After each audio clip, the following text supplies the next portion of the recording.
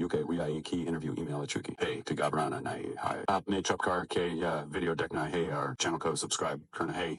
Okay. Why your girl bum? I don't wanna pop my goddamn trunk. I don't wanna smoke myself with a skunk. I don't wanna push. Welcome to the second part of the series. इस section में हम बात करेंगे कि किस किस्म के educational background के क्वेश्चंस पूछ सकती है। यहाँ पर पहला क्वेश्चन हो सकता है कि tell us about your academic qualifications या tell us about your last education. अब अगर आप मास्टर्स के लिए यूके जा रहे हैं तो probably your last education would be either a bachelor's degree और some sort of a post graduate diploma. तो आपने जो भी लास्ट एजुकेशन की है, name it and then explain something about your university or the institution that you got it from. For example, अगर मुझसे यही सवाल पूछा जाए कि what is your last education, तो मैं इसको इस तरह से आंसर करूँगा. Well, my last education is a bachelor's degree, which is BSc in Applied Accounting from Oxford Brookes University, and I got it when I was doing my ACCA. ACCA is basically a UK-based certification, and I got the bachelor's degree as a part of the ACCA. आपकी जो last education है, last degree है, इसके credit hours कितने हैं या कितने credits पे बेस्ड है ये इन्फॉर्मेशन आपको कहाँ से मिलेगी? ये आपको अपनी डिग्री की ट्रांसक्रिप्ट पे लिखी हुई मिलेगी, या अगर आपने कोई डिप्लोमा किया है तो आपको उस डिप्लोमा की ट्रांसक्रिप्ट पे क्रेडिट्स या क्रेडिट आवर्स और साथ ही आपका जीपीए लिखा हुआ मिलेगा। अगर मुझसे ये क्वेश्चन पूछा जाए कि मेरा जीपीए क्या था या मेरे क्रेडिट्स कितने थे, तो मैं बोलूँगा according to my transcripts the degree was 360 credits. And as for the grading, I got an upper second class honors. इसी तरह आप लोगों की ग्रेडिंग डिफरेंट हो सकती है। Some people could have 3.2 GPA, 3.6 GPA, 4 GPA. आपका GPA डिफरेंट हो सकता है, आपके क्रेडिट्स भी डिफरेंट हो सकते हैं depending on which credit system you are following. अगर आप मैट्रिक या इंटरमीडिएट के स्टूडेंट्स हैं तो फिर उसमें क्रेडिट आवर्स या क्रेडिट्स नहीं होते, उसमें सिर्फ आपका ग्रेड या आपके मार्क्स होते हैं, आपकी परसेंटेज होती है, तो आपने सिर्फ वही बतानी है। इससे रेलेवेंट 2-3 और क्वेश्चंस हैं। For example, what was the starting date of your degree? What was the completion date of your degree? What was the awarding date of your degree? What was the course duration? ये 4 questions हैं। आपको awarding date, completion date और starting date, ये सारी चीजें आपकी degree की transcript पर मिलेंगी। इसी तरह एजुकेशन रिलेटेड एक क्वेश्चन है, tell us about your education. अगर वो आपसे जनरली आपकी सारी एजुकेशन के बारे में पूछ लेते हैं तो आपने उनको क्रोनोलॉजिकली मींस के टाइम के हिसाब से आपकी जितनी भी एजुकेशन है उसके बारे में बता देना। अब ये सारी डिटेल्स आपने अपनी सीवी में ऑलरेडी मेंशन की होंगी, तभी आपको यूनिवर्सिटी ने एडमिशन दिया है। आपने उनको बताना है कि आपने 10th ग्रेड कब पास की। I passed my 10th grade in 2015, for example. Then I got admission in higher secondary education, which is called FSc or FA in our country. It is basically 2 years long. So I passed my higher secondary school education in 2017. Then I got enrolled in the bachelor's program and it was 4 years long. It got completed in 2021.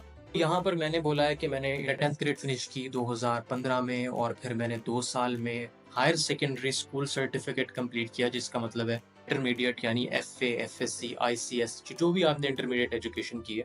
मैंने 4 साल की degree की। अब यहाँ पर अगर आपने 2 year degree की है और 2 ईयर मास्टर्स किया है तो आपने वही बताना है। I did my 2 years bachelor's degree and it completed in 2019. Then I did my 2 years masters, it completed in 2021. Basically, one by one, each of your academic qualifications आपने वीजा ऑफिसर को explain कर देनी है। इसी में से वो पूछ लेगा कि आपका इसमें क्या ग्रेड था, कितने मार्क्स थे, क्या परसेंटेज थी, क्वालिफिकेशन का कितना ड्यूरेशन था, कब स्टार्ट की, कब एंड हुआ।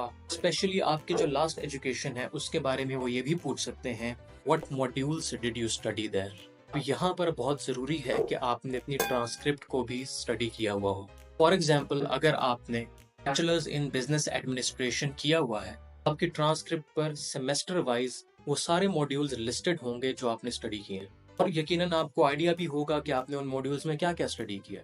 I was asked the question, I would say, in my last degree, which is bachelor's in applied accounting, I studied management accounting, financial accounting, taxation, I studied auditing, and out of all of these subjects, my favorite subject was financial accounting because I scored the highest marks in it and it made me understand how the world worked. मैंने यहाँ पर generally बता दिया कि मैंने ये modules पढ़े थे और इनमें मेरा फेवरेट मॉड्यूल क्या था। वो आपसे ये भी पूछ सकते हैं कि इनमें से आपका फेवरेट मॉड्यूल क्या था। तो कौन सा सब्जेक्ट अच्छा लगता है?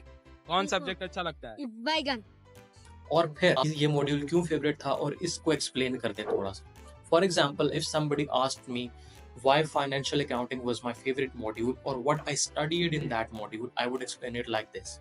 Well, financial accounting is basically every company out there, every business out there, it needs some sort of accounting. It needs some sort of calculations to show how it is performing. For example, there are lots of shareholders and owners of large companies who are only participants in the shares and they don't participate in the day-to-day management, but they need to know how the company is performing. So for all of these shareholders, the government has introduced laws. Accountants like me have to make calculations. They have to keep notes of all the financial activities that happen in these businesses. And we study how to do all of that in the subject of financial accounting. And as I said, this subject teaches you how the world functions, how companies and businesses perform. That is why it is my favorite. शाबाश बेटा।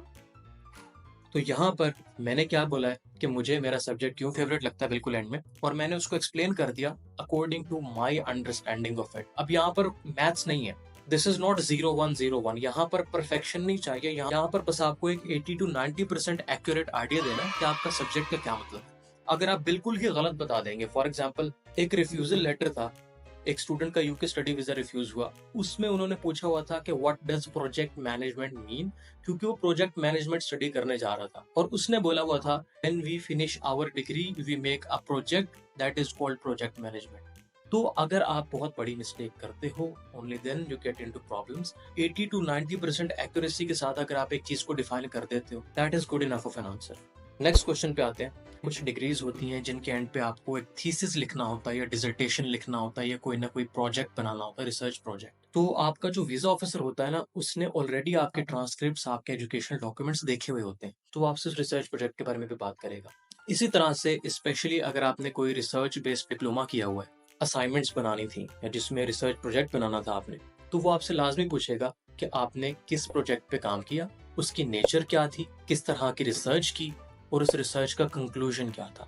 For example, ये question हो सकता है कि can you please explain what sort of research you did in that diploma और what was the nature of your studies. अब यहाँ पर पूछा जा रहा है कि आपने जो डिप्लोमा किया है वो एक असाइनमेंट बेस्ड या रिसर्च बेस्ड डिप्लोमा लग रहा है मुझे, तो मुझे बताएं कि आपकी नेचर ऑफ स्टडीज क्या थी। हो सकता है कि अगर आपकी कोई एजुकेशन उस बंदे को समझ ना आए तो वो आपसे पूछे कि आपकी नेचर ऑफ स्टडीज क्या थी। क्या असाइनमेंट्स बनाते थे, क्या आप एग्जाम्स देते थे, क्या आपकी स्टडी ऑन कैंपस थी, क्या आपकी स्टडी ऑनलाइन थी, ये सारे क्वेश्चंस आपसे पूछे जाएंगे। अब let me try to answer this question.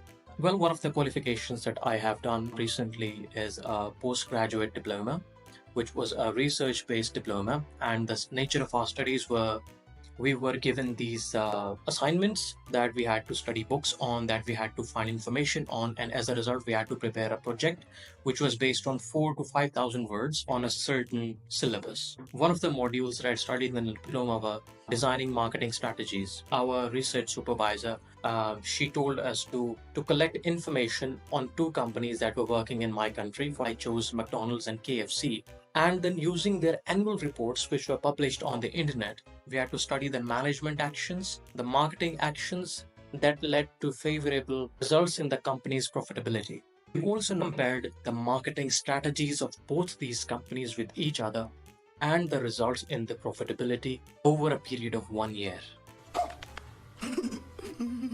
मैंने क्या एक्सप्लेन किया है? मैंने एक्सप्लेन किया है कि मैंने जो लास्ट डिप्लोमा किया है उसमें एक मॉड्यूल था डिजाइनिंग मार्केटिंग स्ट्रेटजीज। इस डिप्लोमा का जो स्टडी नेचर था वो ये था कि हमने असाइनमेंट्स बनानी थी 4,000 to 5,000 वर्ड्स की, या हमने कोई प्रोजेक्ट बनाना था 4,000 to 5,000 वर्ड्स का। अब यहाँ पर आपकी डिग्री में जितना भी बड़ा प्रोजेक्ट था, चाहे वो 2,000 वर्ड्स का था, चाहे वो 10,000 वर्ड्स का था, आपने अपनी एजुकेशन, अपनी क्वालिफिकेशन के मुताबिक बताना है। स्टडी ग्रुप्स बने थे या नहीं बने थे, क्या आपने इंडिविजुअली रिसर्च की थी, आपने प्राइमरी रिसर्च की थी या सेकेंडरी रिसर्च की थी, कौन सी रिसर्च मेथोडोलॉजीज यूज की थी, आपके सुपरवाइजर ने आपको क्या इंस्ट्रक्ट किया था, आपने किन कंपनीज पे, किन बिजनेसेस पे रिसर्च की थी, रिसर्च का कंक्लूजन क्या निकला था, रिसर्च क्वेश्चंस क्या थे। ये बहुत सारी इंफॉर्मेशन है, आप इसमें से कुछ भी बता सकते हैं। आपको सिर्फ इतना आंसर देना है, वीजा ऑफिसर कन्विंस हो जाए कि आपको पता है कि आपने क्या पढ़ा है और आप एक जेन्युइन स्टूडेंट हैं। You don't have to be 100% correct, you have to be only 70 to 80% accurate, क्योंकि आप एज अ स्टूडेंट यूके जा रहे हैं और अगर आप अभी उसको ये सब चीज़ें नहीं समझा सकेंगे तो फिर आप आगे जाकर अपने टीचर से कैसे कम्युनिकेट करें। अगर हम क्रॉस क्वेश्चनिंग पे आए तो वो एक क्वेश्चन यहाँ से ये भी निकाल सकते हैं कि आपने इस प्रोजेक्ट से क्या सीखा। नॉर्मली प्रोजेक्ट्स आपको रिसर्च स्किल्स सिखाते हैं, वो आपको कोई ना कोई रिसर्च मेथोडोलॉजी सिखाते हैं। रिसर्च मेथोडोलॉजीज वही होती हैं जो आपको गूगल पे मिल जाती हैं। टीम वर्किंग स्किल्स सिखाते हैं। तो अगर मुझसे कोई इस तरह का क्वेश्चन पूछे तो मैं उसको यही बताऊंगा, out of all the other things that I learned in my project, I think working in a team was the most important of them, because previously I had never worked toward a common academic goal with a bunch of other students. This time, our professor had divided the responsibility of solving each of the research questions that we were aiming for. And there were times when we had to take help from each other. का answer जितना ज़्यादा accurate होगा आपके लिए उतना ही अच्छा है। अगर आपने एक रिसर्च प्रोजेक्ट वाकई में कंप्लीट किया हुआ है तो you could give a better answer than me. मैं आपको सिर्फ एक आइडिया दे रहा हूँ कि इस तरह से आपका आंसर स्टार्ट हो सकता है।